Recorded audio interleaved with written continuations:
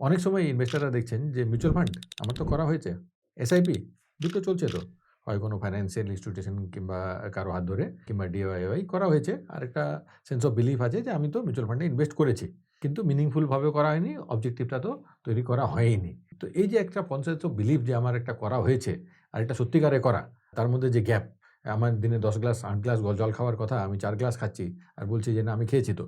তো এই সেই যে একটা সঠিক মাত্রায় ইনভেস্টমেন্ট করা, আমার যতটা ব্যালেন্স শিট সেই হিসাবে ইনভেস্টমেন্ট করা, আমার যতটা দরকার সেই হিসাবে গল্পটা বুঝে নেওয়া, এটা অনেকেই করে উঠতে পারছেন না। সেটা না করলে সুফল তো পাওয়া যাবে, কিন্তু যে অনুপাতে পাওয়ার কথা কিংবা যে অবজেক্ট ফাইন্যান্সিয়াল যে লক্ষ্যগুলো আছে সেগুলো হয়তো ভালোভাবে নাও পূর্ণ হতে পারে। তো এটার জন্য কিভাবে করতে হবে? তো একটুখানি সেলফ ডিসিপ্লিন রাখতেই হবে, নাহলে কিছু করার নেই। আপনি যেটা বললেন না, এটা কিরকম হয়? লোকে 1st জানুয়ারি কি করে? New year resolution. এবছরে জিম যাবো। তো লোকে কি করে? আমি জিমে গেলাম, মেম্বারশিপ নিলাম, পয়সা দিলাম, তারপর ২ সপ্তাহ করলাম। তারপরে কি হয়? তো পরের বছর আবার রেজোলিউশন। হ্যাঁ, তো কথা হচ্ছে এর কিন্তু কোনো সলিউশন নেই। এর একটাই সলিউশন। আপনি জিম মেম্বারশিপ নিয়েছেন ১ বছর যেতে হবে, ১ বছর কষ্টটা করতে হবে। নাহলে হবে না। তো এরকম হয়, অনেকেরই হয় যে ক্যাজুয়ালি কিছু একটা করলাম বা করলাম না।